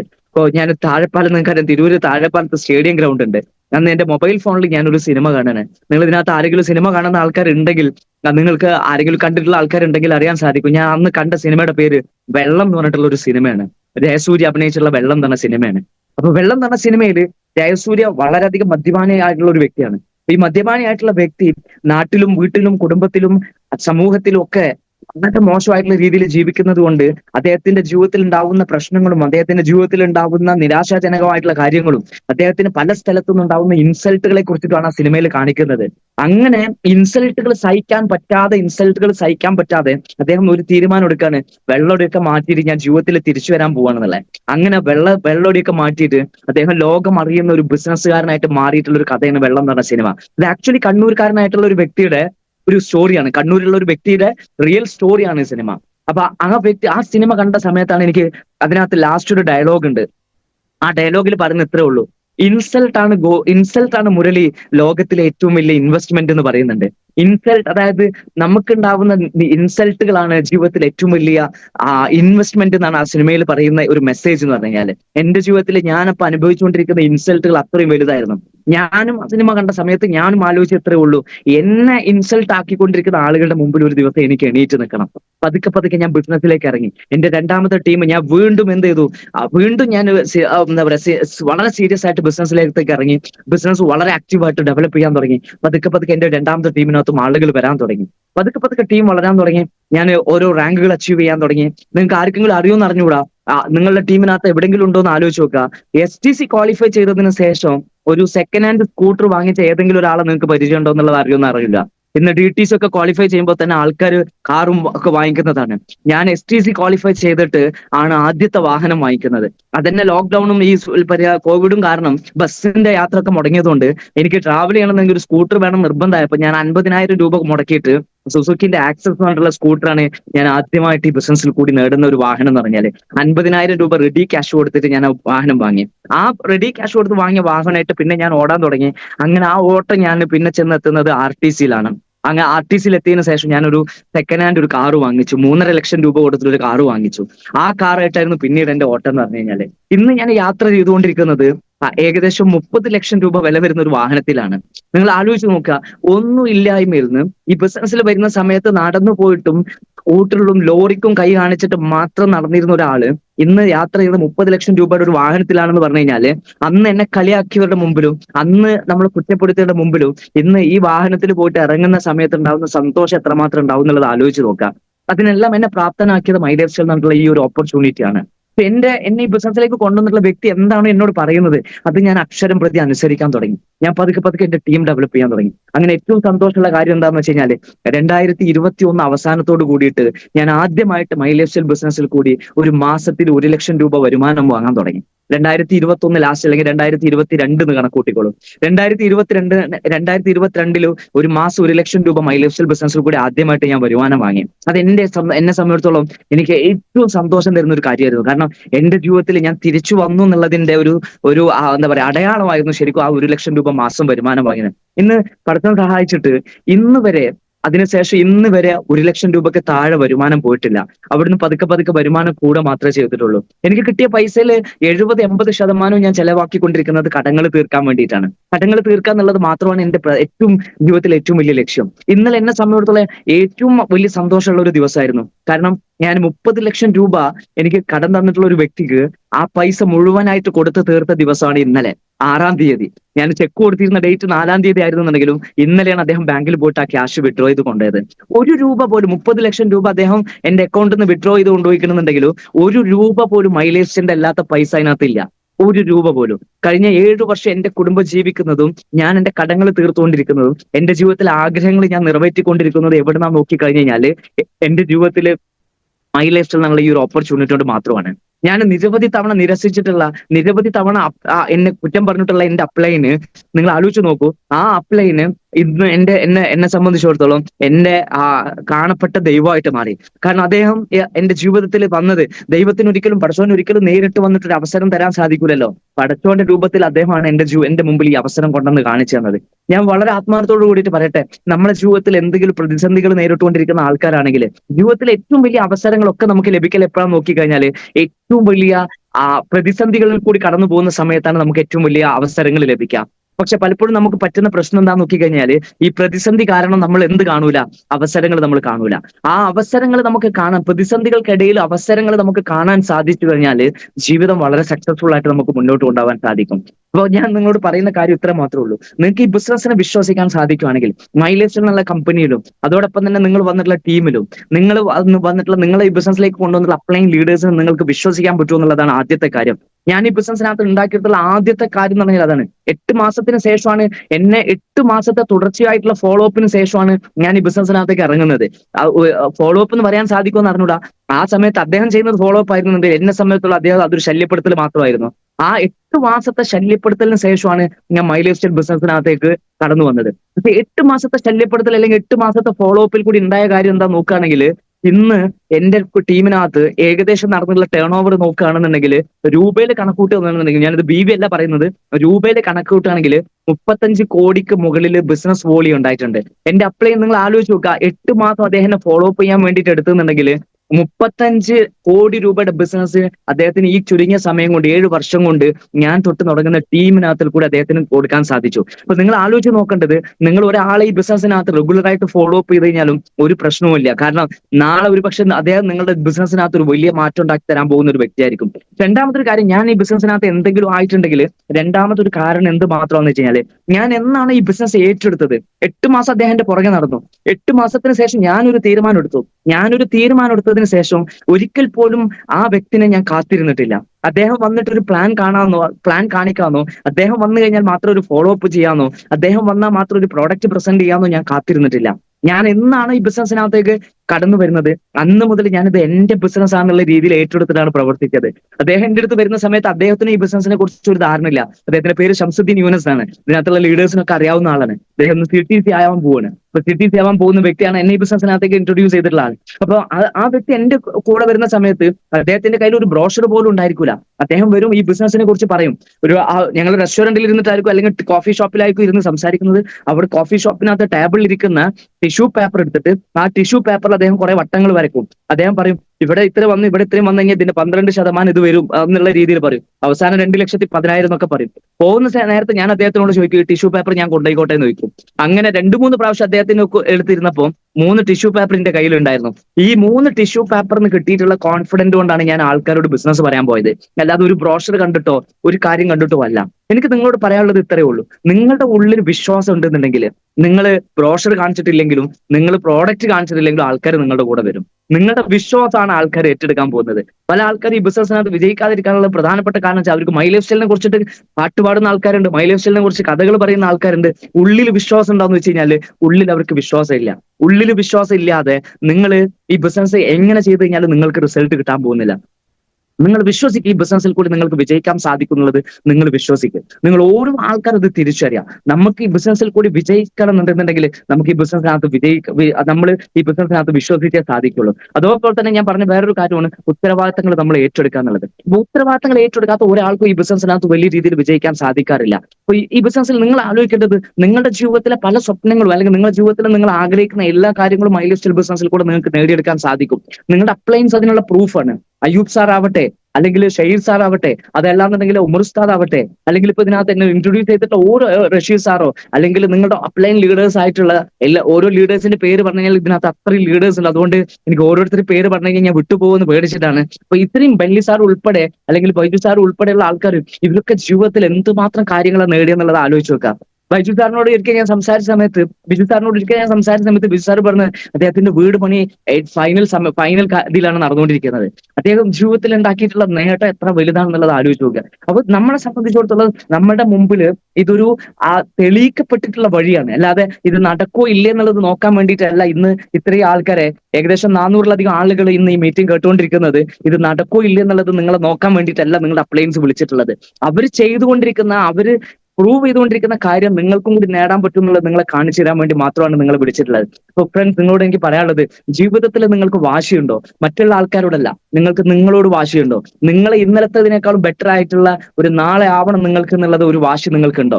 അങ്ങനെ വാശി ഉണ്ടെന്നുണ്ടെങ്കിൽ നിങ്ങൾക്ക് ഏറ്റെടുക്കാൻ പറ്റുന്ന ഏറ്റവും ബെസ്റ്റ് ആയിട്ടുള്ള ബിസിനസ് ആണ് മൈ ലൈഫ് സ്റ്റൈൽ ബിസിനസ്. 3 വർഷത്തോളം ഈ ബിസിനസ്സിനകത്ത് വന്നിട്ട് ആദ്യത്തെ 3 വർഷത്തോളം ഒരു പെരുന്നാളിന് ഒരു ഡ്രസ്സ് പോലും വാങ്ങിച്ചു കൊടുക്കാൻ എന്റെ കുട്ടികൾക്കോ അല്ലെങ്കിൽ എന്റെ ഫാമിലിക്കോ വാങ്ങിച്ചു കൊടുക്കാൻ എന്നെ കൊണ്ട് സാധിച്ചിട്ടില്ല. എന്നാൽ എനിക്ക് ഓരോരോ കാര്യങ്ങൾ ചെയ്യുന്ന സമയത്തും എനിക്ക് വളരെ സന്തോഷം തരുന്ന, വളരെ സന്തോഷമാണ് തരുന്നതായിരിക്കുന്നത്. അപ്പോ നിങ്ങൾ ആലോചിക്കുക, ഇതൊക്കെ നിങ്ങൾ ചിലപ്പോൾ കാണുന്ന സമയത്ത് നിങ്ങൾക്കത് ചെറിയ നേട്ടങ്ങളായിട്ട് തോന്നാം. പക്ഷെ എന്നെ സംബന്ധിച്ചിടത്തോളം ഞാൻ എന്നോട് തന്നെ പറഞ്ഞുകൊണ്ടിരിക്കുന്നത്, ഓരോ ദിവസം കഴിയുമ്പോൾ ഞാൻ എന്നോട് പറഞ്ഞുകൊണ്ടിരിക്കുന്നത്, ഞാൻ വീണ്ടും വിജയിച്ചുകൊണ്ടിരിക്കുകയാണ്, എന്റെ ജീവിതത്തിൽ ഞാൻ തിരിച്ചു വന്നുകൊണ്ടിരിക്കുക എന്നുള്ളത് ഞാൻ എന്നെ തന്നെ സ്വയം ബോധിപ്പിച്ചുകൊണ്ടിരിക്കുകയാണ്. അപ്പൊ ഒന്നുമല്ല. NTS എന്നാണെങ്കിൽ ഈ ബിസിനസ്സിനകത്ത് എന്താ നോക്കുക, NTS ആണെങ്കിൽ ഈ ബിസിനസിന്റെ ഒരു തുടക്കം മാത്രമേ ഉള്ളൂ. അപ്പൊ ഇതൊരു തുടക്കം മാത്രമേ ആയിട്ടുള്ളൂ. ഈ ബിസിനസിന്റെ ഏറ്റവും ചെറിയ റാങ്കുകൾ ഒന്നാണ് NTS എന്ന് പറഞ്ഞാൽ. ഇനിയും നമുക്ക് ഒരുപാട് മുന്നോട്ട് പോകാനുണ്ട്. ഈ ബിസിനസിനകത്ത് നിരവധി നേട്ടങ്ങൾ ഉണ്ടാക്കണം. എനിക്ക് വീട് പണി തുടങ്ങണം. നിരവധി എന്റെ ടീമിനകത്തുള്ള പല ആൾക്കാർക്കും പല സ്വപ്നങ്ങളും ഉണ്ട്. അവരുടെ സ്വപ്നങ്ങളാണ് ഇന്ന് എന്നെ മുന്നോട്ട് നയിക്കുന്ന ഏറ്റവും പ്രധാനപ്പെട്ട ഘടകം. കാരണം ഞാൻ ഇന്ന് എന്റെ പേഴ്സണൽ ആയിട്ടുള്ള കടങ്ങളുടെ 90% കടങ്ങളും ഞാൻ തീർത്തു ഈ മൈ ലൈഫ് സ്റ്റൈൽ ബിസിനസ് കൊണ്ട് മാത്രം. എന്റെ പേഴ്സണൽ ആയിട്ടുള്ള കടങ്ങളെ 4.5 കോടി മൊത്തം തീർത്തു എന്നുള്ളതല്ല, തെറ്റിദ്ധരിക്കരുത്. 4.5 കോടി രൂപ അത് ഞങ്ങളെ ടീമിനെ ബിസിനസ്സിൽ മൊത്തത്തിൽ ബാധിച്ചാണ്. അതിനകത്ത് എനിക്ക് വ്യക്തിപരമായിട്ടുണ്ടായിരുന്ന കടങ്ങള് 95% കടങ്ങളും എനിക്ക് തീർക്കാൻ സാധിച്ചു മൈ ലൈഫ് സ്റ്റൈൽ ബിസിനസ് കൊണ്ട്. ഇനി കുറച്ച് കടങ്ങൾ മാത്രമേ ഉള്ളൂ, അത് ഏതാനും മാസങ്ങൾ കൊണ്ട് തീരും. കാരണം ഓരോ മാസവും എന്റെ അക്കൗണ്ടിൽ നിന്ന് ആൾക്കാർ ചെക്ക് മാറാൻ കാത്തിരിക്കുന്നുണ്ട്. അവർക്കൊക്കെ ഞാൻ ചെക്ക് കൊടുത്ത് വെച്ചിട്ടുണ്ട്. ആ ചെക്കൊന്നും മുടങ്ങാറില്ല. എല്ലാ ദിവസവും അവർ പറഞ്ഞ ഡേറ്റിന്റെ ഒരു 3-4 ദിവസം മുമ്പെങ്കിലും അതിനകത്ത് ക്യാഷ് ഉണ്ടാവാറുണ്ട്. മൈലേജിൽ നിന്ന് വരുന്ന പൈസ അവർക്ക് കൊടുക്കാൻ മാത്രം സഫീഷ്യന്റ് ആയിട്ടുള്ള രീതിയിൽ അതിനകത്ത് ഉണ്ടാവാറുണ്ട്. അപ്പൊ നിങ്ങളോട് എനിക്ക് പറയാനുള്ളത് ഇത്രയേ ഉള്ളൂ. ഈ ബിസിനസ്സിനകത്ത് വിജയിക്കണം എന്നുണ്ടെങ്കിൽ ഒരു സീക്രട്ടും കൂടി ഞാൻ പറഞ്ഞുതരാം. ഈ ബിസിനസ്സിനകത്ത് ആര് വിജയിക്കും നോക്കി കഴിഞ്ഞാല് ഞാനിത് നിങ്ങളോട് പറഞ്ഞു തരേണ്ട കാര്യമില്ല. കാരണം എന്തുകൊണ്ടാന്ന് വെച്ച് കഴിഞ്ഞാല് നിങ്ങളുടെ ലീഡേഴ്സ് ഇത് പ്രൂവ് ചെയ്തുകൊണ്ടിരിക്കുന്ന ഉമർ ഉസ്താദിനെ പോലെ NPC റാങ്കിൽ എത്തിയതിനു ശേഷം ഇന്ന് വരെ ഒരു മാസം പോലും പെർഫോമൻസ് നഷ്ടപ്പെടാത്ത ഒരു ലീഡർ ഒക്കെ നിങ്ങളുടെ ടീമിനകത്തുള്ളതാണ്. അപ്പൊ അവർക്കൊക്കെ നിങ്ങൾക്ക് എന്നെക്കാളും കൂടുതൽ അവർക്കൊക്കെ നിങ്ങളോട് പറഞ്ഞു തരാനുണ്ടായിരിക്കും. ഞാൻ ഈ ബിസിനസ്സിനകത്ത് ഞാൻ മനസ്സിലാക്കിയിട്ടുള്ള ഒരു കാര്യം ഞാൻ പറഞ്ഞുതരാം. ഞാനത് ആക്ച്വലി മനസ്സിലാക്കിയിട്ടുള്ളതെന്ന് വെച്ച് കഴിഞ്ഞാല് ലോകത്തിൽ വളരെ അറിയപ്പെടുന്ന ഒരു വ്യക്തിയുടെ ഒരു ബുക്കിൽ നിന്നാണ്. How I raised myself from failure to success എന്ന് പറഞ്ഞിട്ട് ഫ്രാങ്ക് ബഡ്ഗർ എന്ന് പറഞ്ഞിട്ടുള്ള വ്യക്തിയുടെ ഒരു ബുക്ക് ഉണ്ട്. സോ ആ ഫ്രാങ്ക് ബഡ്ഗർ എന്ന് പറഞ്ഞിട്ടുള്ള വ്യക്തി ഇൻഷുറൻസ് മേഖലയിൽ ഏറ്റവും കൂടുതൽ റെക്കോർഡ് സൃഷ്ടിച്ചിട്ടുള്ള ഒരു വ്യക്തിയാണ്. ഈ റെക്കോർഡ് സൃഷ്ടിച്ചിട്ടുള്ള വ്യക്തി എങ്ങനെ അദ്ദേഹം സക്സസ് ആയി എന്നുള്ളതിനെ കുറിച്ചാണ് ആ ബുക്കിനകത്ത് പറയുന്നത്. ഞാൻ എങ്ങനെ എന്റെ പരാജയത്തിൽ നിന്നും എന്റെ പരാജയത്തിന്റെ പടുകുഴിയിൽ നിന്നും എന്നെ എങ്ങനെ ഞാൻ വിജയത്തിലേക്ക് ഉയർത്തിക്കൊണ്ടുവന്നു എന്നുള്ളതാണ് ആ ബുക്കിന്റെ ടൈറ്റിൽ എന്ന് പറഞ്ഞു കഴിഞ്ഞാല്. അപ്പൊ അതിനകത്ത് പറയുന്ന കാര്യം എന്താ വെച്ചാല് അദ്ദേഹം വളർന്നു വന്നത് വളരെ നിരാശാജനകമായിട്ടുള്ള ഒരു അന്തരീക്ഷത്തിൽ കൂടിയാണ്. അദ്ദേഹത്തിന് വളരെ മോശമായിട്ടുള്ള ഫാമിലി ബാക്ക്ഗ്രൗണ്ട് ആയിരുന്നു.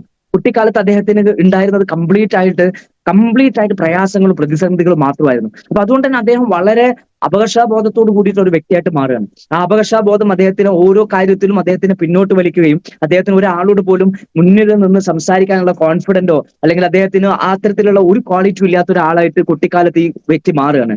അദ്ദേഹത്തിന് ഉണ്ടായിരുന്ന ഒരേ ഒരു ക്വാളിറ്റി എന്ത് മാത്രമായിരുന്നു വെച്ച് കഴിഞ്ഞാൽ അദ്ദേഹം നന്നായിട്ട് ബേസ്ബോൾ കളിക്കായിരുന്നു. ഇപ്പൊ ബേസ്ബോൾ ഒക്കെ കളിക്കുമായിരുന്നു. നാട്ടിലെ ടീമിന് വേണ്ടിയിട്ടും നാട്ടിലെ ക്ലബിന് വേണ്ടിയിട്ടൊക്കെ കളിക്കുന്ന സമയത്ത് ഏറ്റവും കൂടുതൽ ടീമിൽ സ്കോർ ചെയ്യല് നമ്മൾ പറയില്ലേ ഫുട്ബോളിലൊക്കെ ഗോൾ അടിക്കുക എന്നുള്ള പോലെ ഏറ്റവും കൂടുതൽ സ്കോർ ചെയ്യുന്ന ആള് ഈ പറയുന്ന ഫ്രാങ്ക് ബഡ്ഗർ ആയിരുന്നു. അപ്പൊ ഫ്രാങ്ക് ബഡ്ഗർ ഒരു ദിവസം കളി കഴിഞ്ഞതിന് ശേഷം അദ്ദേഹത്തിന്റെ കോച്ച് അദ്ദേഹത്തിനോട് വന്നിട്ട് പറയാണ്, മോനെ നിന്റെ കളിയൊക്കെ നല്ലതാണ്, അടുത്ത പ്രാവശ്യം കളി തൊട്ടിട്ട് നീ ടീമിലേക്ക് ഇല്ല, നിന്നെ ടീമിൽ നിന്ന് പുറത്താക്കുകയാണെന്ന് പറയാം. അപ്പൊ ഇദ്ദേഹം വീണ്ടും വളരെ നിരാശയോട് കൂടിയിട്ട് അദ്ദേഹം എന്ത് ചെയ്യാന്ന് വെച്ച് കഴിഞ്ഞാല് ഈ കോച്ചിനോട് ചോദിക്കാണ്, കോച്ച് ഞാൻ എന്ത് തെറ്റ് ചെയ്തിട്ടാണ് എന്നെ പുറത്താക്കുന്നത്? ഞാൻ നന്നായിട്ട് കളിക്കുന്നില്ലേ? ഞാൻ ടീമിൽ ഏറ്റവും നന്നായിട്ട് സ്കോർ ചെയ്യുന്നില്ലേ? എന്നിട്ട് എന്നെ എന്തുകൊണ്ടാണ് പുറത്താക്കുന്നത് എന്നുള്ളത് അപ്പൊ അദ്ദേഹം പറഞ്ഞ കാര്യം ഇത്രയേ ഉള്ളൂ. നിന്നെ പുറത്താക്കുന്നത് നീ സ്കോർ ചെയ്യാത്തതുകൊണ്ടോ നീ നന്നായിട്ട് കളിക്കാത്തതുകൊണ്ടോ അല്ല. പക്ഷേ നിന്റെ കളി കാണുന്ന സമയത്ത് മറ്റുള്ളവർക്ക് ആവേശം പകരാൻ നിന്റെ കളി കൊണ്ട് ആൾക്കാർക്ക് സാധിക്കുന്നില്ല എന്നാ പറഞ്ഞത്. അതായത് നമ്മളിപ്പോ നിങ്ങൾ ആലോചിച്ചൊക്കെ ഫുട്ബോൾ അറിയുന്ന ആൾക്കാർ ഇതിനകത്തൊന്ന് നിങ്ങൾക്ക് റിയാക്ട് ചെയ്യാൻ പറ്റും. ഫുട്ബോൾ അറിയുന്ന ആൾക്കാർക്ക് അറിയാം ക്രിസ്ത്യാനോ റൊണാൾഡോനെ പരിചയമുള്ള ആൾക്കാരുണ്ടായിരിക്കും. പരിചയം എന്ന് പറഞ്ഞാൽ നേരിട്ടല്ല, ക്രിസ്ത്യാനോ റൊണാൾഡോനെ എല്ലാ ആൾക്കാർക്കും അറിയാവുന്നതാണ്. ഫുട്ബോൾ അറിയുന്ന ആൾക്കാർ അറിയാത്ത പേരല്ല ക്രിസ്ത്യാനോ റൊണാൾഡോ നിങ്ങൾ ആലോചിച്ച് നോക്കുക. ക്രിസ്ത്യാനോ റൊണാൾഡോ ഒരു ഗോൾ അടിച്ചു കഴിഞ്ഞാല് അദ്ദേഹം ഗോൾ പോസ്റ്റിന്റെ അടുത്ത് പോയിട്ട് അല്ലെങ്കിൽ ആ കോർണർ പോയിട്ട് അദ്ദേഹം ചെയ്യുന്നത് നിങ്ങൾ കണ്ടിട്ടുണ്ടായിരിക്കും. എന്താ അദ്ദേഹം ചെയ്യാ? തിരിഞ്ഞ് ചാടി കൈയൊക്കെ താഴേക്ക് ആക്കിയിട്ട് അദ്ദേഹം കാണിക്കുന്ന ചില ആവേശങ്ങളുണ്ട്.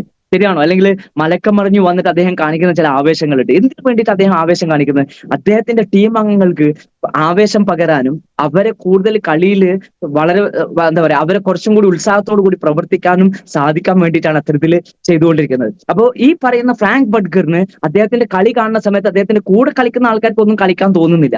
അതുകൊണ്ട് അദ്ദേഹത്തിനെ പുറത്താക്കാണ്. അങ്ങനെ അദ്ദേഹം നിരാശയോട് കൂടിയിട്ട് ഇൻഷുറൻസിൽ ഏജന്റ് ആയിട്ട് പോവാണ്. അങ്ങനെ ഇൻഷുറൻസിൽ ഏജന്റ് ആയിട്ട് ഇൻഷുറൻസിൽ അദ്ദേഹത്തിന് പെർഫോം ചെയ്യാൻ പറ്റുന്നില്ല. ആ സമയത്താണ് ഒരു സെയിൽസ് ട്രെയിനിങ്ങിന് അദ്ദേഹം പോകുന്നത്. ആ സെയിൽസ് ട്രെയിനിങ്ങിന് പോകുന്ന സമയത്ത് ലോകത്തിലെ ഏറ്റവും വലിയ സെയിൽസ് ട്രെയിനർ ആയിട്ടുള്ള സിഗ്ലർ എന്ന് പറഞ്ഞിട്ടുള്ള വ്യക്തിയാണ് അവിടെ ട്രെയിനിങ് എടുക്കുന്നത്. അപ്പൊ സിഗ്ലർ 70 വയസ്സിന് മുകളിൽ പ്രായമുള്ള ഒരാളാണ്. ഈ 70 വയസ്സ് കഴിഞ്ഞിട്ടുള്ള ആള് ഇദ്ദേഹം ചെന്ന് നോക്കുന്ന സമയത്ത് കാണുന്നത് എന്താന്ന് വെച്ച് കഴിഞ്ഞാല് സ്റ്റേജിൽ അങ്ങോട്ടും ഇങ്ങോട്ടും ഓടി നടക്കുന്നതും സ്റ്റേജിൽ നിന്ന് താഴേക്ക് ചാടിയിട്ട് ആയിരക്കണക്കിന് ആൾക്കാർ എക്സൈറ്റഡ് ആക്കുന്നതാണ് കാണുന്നത്. അപ്പൊ അദ്ദേഹത്തിനായിട്ട് പിന്നെ സെയിൽസ് ട്രെയിനിങ് കഴിഞ്ഞതിന് ശേഷം സിഗ്ലർ അടുത്ത് പോയിട്ട് അദ്ദേഹം ചോദിക്കുകയാണ്, ഞാൻ എന്തുകൊണ്ടാണ് സെയിൽസിൽ സക്സസ് ആവാത്തത്? എനിക്ക് ജീവിതത്തിൽ വിജയിക്കാൻ സാധിക്കുന്നില്ല, എന്റെ പ്രശ്നങ്ങൾ ഇതൊക്കെയാണ്. അപ്പൊ സിഗ്ലറായിട്ട് കുറച്ച് സമയത്ത് സംസാരിച്ചപ്പോൾ സിഗ്ലർക്ക് മനസ്സിലായി ഇദ്ദേഹത്തിന്റെ കാര്യം എന്താണെന്നുള്ളത്. ഇദ്ദേഹം ജീവിതത്തിൽ വളരെയധികം നിരാശ ബാധിച്ചിട്ടുള്ള ഒരാളായതുകൊണ്ട് ഇദ്ദേഹത്തിന് ജീവിതത്തിൽ ഒന്നിനും പ്രതീക്ഷയില്ല, ഒന്നിനും ഒരു ആവേശമില്ല. അപ്പൊ സിഗ്ലർ അദ്ദേഹത്തിന് പറഞ്ഞത്, ആദ്യം നിങ്ങൾ ചെയ്യേണ്ട കാര്യം എന്ന് പറഞ്ഞു കഴിഞ്ഞാൽ നിങ്ങൾ ആവേശത്തോട് കൂടിയിട്ട് സെയിൽ ചെയ്യാൻ ഇറങ്ങുക എന്നുള്ളതാണ്. അപ്പൊ നിങ്ങൾ ആവേശത്തോട് കൂടിയിട്ട് നിങ്ങൾ സെയിൽ ചെയ്യാൻ ഇറങ്ങിക്കഴിഞ്ഞാൽ മാത്രം നിങ്ങൾക്ക് ആളുകൾ വരും. ഞാൻ അതുകൊണ്ടാണ് പറഞ്ഞത്, നിങ്ങൾ എന്റെ കൂടെ ബിസിനസ്സിനകത്ത് ആൾക്കാർ വന്നത് എനിക്ക് ബിസിനസ് എന്തുമാത്രം അറിയാന്നുള്ളത് കണ്ടിട്ടല്ല. എന്റെ കൂടെ എനിക്ക് വരുമാനം കിട്ടിയിട്ടല്ല ആൾക്കാർ എന്റെ കൂടെ വന്നത്. എനിക്ക് വരുമാനം കിട്ടുന്നതിന് മുമ്പ് തന്നെ എന്റെ കൂടെ ആൾക്കാർ വന്നത് എന്റെ ആവേശം കണ്ടിട്ടാണ്. ഞാൻ ഒരാളെ വിളിക്കുന്ന സമയത്ത് അവർക്ക് മനസ്സിലാവുന്ന ഒരേ ഒരു കാര്യം എന്ത് മാത്രമേ ഉള്ളൂ എന്നറിയോ? റഫീഖ് ബിസിനസ്സിനകത്ത് വിജയിക്കാൻ പോകുന്ന ആളാണെന്നുള്ളത് അവർക്ക് എന്റെ സംസാരത്തിൽ കൂടി മനസ്സിലായിട്ടുണ്ടാവും. അതുകൊണ്ടാണ് എന്റെ കൂടെ ആൾക്കാർ അസോസിയേറ്റ് ചെയ്തത്. അപ്പൊ നിങ്ങൾ ആവേശത്തോട് കൂടിയിട്ട് ബിസിനസ് ചെയ്യാൻ തുടങ്ങാം. 1 2 ഇതിനകത്തുള്ള സീക്രട്ട്, അദ്ദേഹം സെയിൽസിൽ വിജയിച്ചതിന്റെ സീക്രട്ട് പറയുന്നത് ഈ ബിസിനസ്സിനകത്ത് നമ്മൾ രണ്ടും സെയിലാണല്ലോ ചെയ്യുന്നത്. ഒന്നുകിൽ പ്രോഡക്റ്റ് സെയിൽ ചെയ്യുന്നു, അല്ലെങ്കിൽ ഓപ്പർച്യൂണിറ്റി സെയിൽ ചെയ്യുന്നു. രണ്ടും സെയിൽസ് ആണ്. അപ്പൊ അദ്ദേഹം പറയുന്നത് കൂടുതൽ ആൾക്കാരെ കാണുന്ന ആൾക്കാരാണ് സെയിൽസിൽ വിജയിക്കുക എന്നുള്ളതാണ്. അദ്ദേഹം ഒരു വർഷം കൊണ്ട് ലോകത്തിലെ റെക്കോർഡ് സൃഷ്ടിച്ചിട്ടുള്ള സെയിൽസ്മാൻ ആയിട്ട് മാറിയത് അദ്ദേഹം ഒരു ദിവസം 5 പേരെ വെച്ച് കാണുന്നുള്ള തീരുമാനം എടുത്തുകൊണ്ടാണ് പറയുന്നത്. അപ്പൊ നമ്മൾ എത്ര ആൾക്കാരെ നമുക്ക് കാണാൻ പറ്റും, ഓരോ ദിവസവും എത്ര ആൾക്കാരെ നമുക്ക് കാണാൻ പറ്റും എന്നുള്ളതാണ് നമ്മൾ നോക്കേണ്ട കാര്യം എന്ന് പറഞ്ഞു കഴിഞ്ഞാൽ ഏറ്റവും കൂടുതൽ ആൾക്കാരെ കാണാം. മൂന്നാമത്തെ കാര്യം അദ്ദേഹം പറയുന്നത് വെച്ചാൽ നിങ്ങൾ ആൾക്കാരെ കേൾക്കാൻ നിങ്ങൾ തയ്യാറാവുക എന്നുള്ളതാണ്. ആളുകളെ കേൾക്കാൻ, അതായത് പലപ്പോഴും നമുക്കറിയാവുന്ന കാര്യമൊക്കെ നമ്മൾ മറ്റുള്ള ആൾക്കാരോട് പറയാനാ നോക്കുക. അതിന് പകരം നിങ്ങളൊരു നല്ല കേൾവിക്കാരനാവുക. നിങ്ങളുടെ കൂടെ വന്നിട്ടുള്ള ആൾക്കാർ, അല്ലെങ്കിൽ നിങ്ങൾ പോകുന്ന ആളുകളെ അവർ പറയുന്ന പ്രശ്നങ്ങൾ നിങ്ങളൊന്ന് മനസ്സിലാക്കാൻ നോക്കുക. അങ്ങനെ മനസ്സിലാക്കി കഴിഞ്ഞു കഴിഞ്ഞാൽ നിങ്ങൾക്ക് അവർക്കുള്ള സൊല്യൂഷൻ വളരെ ഈസി ആയിട്ട് കൊടുക്കാൻ സാധിക്കും. അരമണിക്കൂർ നിങ്ങൾ ഒരാളായിട്ട് സംസാരിക്കുകയാണെങ്കിൽ 25 മിനിറ്റും അയാൾ പറഞ്ഞോട്ടെ, 5 മിനിറ്റ് മാത്രം നിങ്ങൾ പറഞ്ഞാൽ പോലും നിങ്ങളുടെ കൂടെ ആൾക്കാർ വന്നിട്ടുണ്ടായിരിക്കും. കാരണം ആ ആളുടെ പ്രശ്നം 25 മിനിറ്റ് കൊണ്ട് മനസ്സിലാക്കിയിട്ട് 5 മിനിറ്റ് കൊണ്ട് നിങ്ങൾ അതിനുള്ള പരിഹാരം മാത്രമേ പറഞ്ഞു കൊടുക്കേണ്ടതുള്ളൂ. അപ്പൊ അയാൾ നല്ലൊരു കേൾവിക്കാരനായിട്ട് മാറുക എന്നുള്ളതാണ്. നാലാമത്തെ കാര്യം അദ്ദേഹം പറയുന്നത് നല്ല ക്വസ്റ്റ്യൻസ്, ഇന്റലിജന്റ് ആയിട്ടുള്ള ക്വസ്റ്റ്യൻസ് ചോദിക്കാൻ പഠിക്കുക എന്നുള്ളതാണ്. നല്ല രീതിയിൽ ചോദ്യങ്ങൾ ചോദിക്കാൻ പഠിക്കുക. നല്ല രീതിയിൽ ചോദ്യങ്ങൾ ചോദിക്കാൻ പഠിക്കുക എന്ന് പറഞ്ഞു കഴിഞ്ഞാൽ ഏറ്റവും നല്ല സെയിൽസ്മാൻ ആരാന്ന് വെച്ച് കഴിഞ്ഞാൽ നല്ല ചോദ്യങ്ങൾ ചോദിക്കുന്ന ആളാണെന്ന് പറയാം. നല്ല ചോദ്യം. ഇപ്പൊ നമ്മൾ പലപ്പോഴും ചില ആൾക്കാർ കാണിക്കാറുള്ള മിസ്റ്റേക്ക് ആണ് എന്ത് തരും, നമ്മൾ പോയിട്ട് ബിസിനസ് അവസരം വേഗം ഡയറിയും ബുക്കൊക്കെ എടുത്തിട്ട് നമ്മൾ ബിസിനസ് പറയാൻ തുടങ്ങും. അതിന് പകരം അദ്ദേഹത്തിന്റെ ജീവിതത്തിനെ കുറിച്ച് ചോദിക്കുക. അദ്ദേഹത്തിന്റെ ജീവിതത്തിനകത്ത് ഇപ്പൊ കിട്ടുന്ന വരുമാനം കൊണ്ട് അദ്ദേഹം സംതൃപ്തനാണോ എന്നുള്ളത് മനസ്സിലാക്കാൻ നോക്കുക. അങ്ങനെ ഇന്റലിജന്റ് ആയിട്ടുള്ള ക്വസ്റ്റ്യൻസ് നിങ്ങൾ ചോദിച്ചു കഴിഞ്ഞാൽ അയാൾ മനസ്സ് തുറക്കും. അങ്ങനെ മനസ്സ് തുറന്നു കഴിഞ്ഞു കഴിഞ്ഞാൽ നിങ്ങൾക്ക് വളരെ ഈസി ആയിട്ട് ബിസിനസ് നിങ്ങൾക്ക് അദ്ദേഹത്തിന് മനസ്സിലാക്കി കൊടുക്കാൻ സാധിക്കും. അഞ്ചാമത്തെ കാര്യം പറയുന്നത്, ഫ്രാങ്ക് ബട്ട്ഗർ പറയുന്ന അഞ്ചാമത്തെ കാര്യം എന്ന് പറഞ്ഞാൽ നിങ്ങൾ സെൽഫ് കോൺഫിഡന്റ് ഉള്ള ഒരു വ്യക്തിയായിട്ട് മാറുക. നിങ്ങൾ സെൽഫ് കോൺഫിഡന്റ് എന്ന് പറഞ്ഞാൽ നിങ്ങൾക്ക് നിങ്ങളെക്കുറിച്ച് വിശ്വാസം വേണം. ഈ ലോകത്തിൽ മറ്റാരും നിങ്ങളെക്കുറിച്ച് വിശ്വസിച്ചിട്ടും കാര്യമില്ല. നിങ്ങൾക്ക് നിങ്ങളെക്കുറിച്ച് വിശ്വാസം ഇല്ലെങ്കിൽ വേറെ ഒരാളുടെ വിശ്വാസം കൊണ്ട് നിങ്ങൾ രക്ഷപ്പെടാൻ പോകുന്നില്ല. അപ്പൊ നിങ്ങൾക്ക് നിങ്ങളെക്കുറിച്ച് വിശ്വാസം ഉണ്ടാവണം. ഞാനും ഒരു ദിവസം ഉമർ ഉസ്താദിനെ പോലെ, അല്ലെങ്കിൽ അയ്യൂബ് സാറിനെ പോലെ, അല്ലെങ്കിൽ നിങ്ങളുടെ മറ്റു ലീഡേഴ്സിന് RTCO അല്ലെങ്കിൽ NTCO അല്ലെങ്കിൽ CTCO ITCO ആയിട്ടുള്ള ലീഡേഴ്സിനെ പോലെ ഒരു ദിവസം ഞാനും ഉയരും എന്നുള്ളത് നിങ്ങൾക്ക് നിങ്ങളെക്കുറിച്ച് വിശ്വാസം ഉണ്ടാവണം. അപ്പൊ അത്തരത്തിലുള്ള വിശ്വാസമുള്ള ആളുകളെ സംബന്ധിച്ചിടത്തോളം ഈ ബിസിനസ് ഈസിയാണ്. അപ്പൊ ഫ്രാങ്ക് ബട്ട്ഗർ പറഞ്ഞിട്ടുള്ള ഈ 5 കാര്യമാണ് എനിക്ക് നിങ്ങളോട് പറയാനുള്ള കാര്യം. അപ്പൊ നിങ്ങൾ ആത്മാർത്ഥമായിട്ട് ഏറ്റെടുക്കുക. ഇതൊരു വളരെ സ്ട്രോങ് ആയിട്ടുള്ള ടീമാണെന്ന് എനിക്കറിയാം. ഈ ടീമിന്റെ മുമ്പിൽ ഇത്രയും നേരം സംസാരിക്കാൻ സാധിച്ചിട്ടുള്ളത് വളരെ വലിയൊരു സന്തോഷമായിട്ടാണ് ഞാൻ നിങ്ങളോട് ഓരോ ആൾക്കാരും. ഇന്ന് ഈ മീറ്റിംഗ് കേട്ടുള്ള 400-ലധികം ആളുകളിൽ നിന്ന് ഒരാളെങ്കിലും ഈ മീറ്റിംഗ് കേട്ടതിന് ശേഷം ഒരു തീരുമാനം എടുക്കുകയാണെന്നുണ്ടെങ്കിൽ ഡെഫിനറ്റ് ആയിട്ടും ഇന്ന് ഞാൻ ഈ ഇൻവെസ്റ്റ് ചെയ്തിട്ടുള്ള സമയത്തിന് എനിക്ക് ഫലം ദൈവം തരും. മാത്രമല്ല ഈ ബിസിനസ്സിനകത്ത് നിങ്ങൾ ഒരു കാര്യം മനസ്സിലാക്കുക, നിങ്ങൾ ഒരാൾക്ക് ആത്മാർത്ഥത്തോടു കൂടി ചെയ്യുന്ന ആ സഹായത്തിന് നിങ്ങൾക്ക് എവിടെന്നെങ്കിലുമൊക്കെ സഹായം തിരിച്ചു വന്നുകൊണ്ടേയിരിക്കും. നിങ്ങൾ ചെയ്ത ആളെടുത്ത് നിന്ന് തിരിച്ചു വരണമെന്നൊന്നും നിങ്ങൾ ആഗ്രഹിക്കേണ്ട കാര്യമില്ല. നിങ്ങൾക്ക് കിട്ടാനുള്ള ദൈവം നിങ്ങൾക്ക് തന്നുകൊണ്ടേയിരിക്കും. അപ്പൊ ഇതൊരു ബെസ്റ്റ് ആയിട്ടുള്ള ബിസിനസ് അവസരമാണ്. നിങ്ങളുടെ അപ്ലൈൻ ലീഡേഴ്സിന്റെ കൂടെ, ഈ മേജിയുടെ കൂടെ, നിങ്ങളുടെ ഓരോ അപ്ലൈൻ ലീഡേഴ്സിന്റെ കൂടെ നിങ്ങൾ ആരാണ് ഈ ബിസിനസ്സിനകത്ത് സപ്പോർട്ട് ചെയ്യുന്നത് അവരെ കൂടെ നിന്ന് പ്രവർത്തിക്കുക. നിങ്ങൾക്ക് തീർച്ചയായിട്ടും വിജയിക്കാൻ സാധിക്കും. എന്നെ പോലെ ഒരു വ്യക്തിക്ക് ഒന്നുമില്ലായ്മയിൽ നിന്ന് ഈ ബിസിനസ്സിൽ കൂടി എന്റെ ജീവിതം തിരിച്ചു പിടിക്കാൻ സാധിച്ചിട്ടുണ്ടെങ്കിൽ, മൈ ലൈഫ് സ്റ്റൈൽ ബിസിനസ് കൊണ്ട് എനിക്കത് സാധിച്ചിട്ടുണ്ടെന്നുണ്ടെങ്കിൽ നിങ്ങൾക്ക് എന്നെക്കാൾ കൂടുതൽ നേട്ടങ്ങൾ ഉണ്ടാക്കാൻ സാധിക്കും. ഒരു ദിവസം ഞാനും നിങ്ങളെ ഓരോരുത്തരെയും ഇൻവൈറ്റ് ചെയ്യാൻ തയ്യാറാണ്. എന്റെ ടീമിനകത്തേക്ക് നിങ്ങളുടെ സക്സസ് സ്റ്റോറി കേൾക്കാൻ വേണ്ടിയിട്ട് ഞങ്ങളും തയ്യാറാണ്. അപ്പൊ നിങ്ങൾ ഓരോ ആൾക്കാരും ഞങ്ങളുടെ ടീമിനകത്ത് വന്നിട്ട് എന്ത് ചെയ്യണം എന്ന് വെച്ച് കഴിഞ്ഞാൽ നിങ്ങളുടെ വിജയ കഥകൾ പറയണം. വിജയിച്ചവനെ കൊണ്ട് മാത്രമേ ആളുകൾ കഥകൾ പറയിപ്പിക്കുള്ളൂ. അപ്പൊ അതുകൊണ്ട് നിങ്ങളും അതേപോലെ ഒരു വ്യക്തിയായിട്ട് മാറുന്നുള്ള തീരുമാനം എടുക്കുക. ഈ ഒരു അവസരം തന്നതിന് ഉമർ ഉസ്താദിനോടും അതോടൊപ്പം തന്നെ ടീം ഏജിനോടും ഇതിലെ എല്ലാ ലീഡേഴ്സിനോടും ഒരിക്കൽ കൂടി നന്ദി പറഞ്ഞുകൊണ്ട് ഇത്രയും നേരം എന്നെ കേട്ട നിങ്ങൾക്ക് ഓരോ ആൾക്കാർക്കും വളരെ ഹൃദയത്തിൽ നിന്നുള്ള നന്ദി അറിയിച്ചുകൊണ്ട് ഞാൻ എന്റെ ചെറിയ എക്സ്പീരിയൻസ് വൈൻഡപ്പ് ചെയ്യാണ്. Thank you so much. All the best.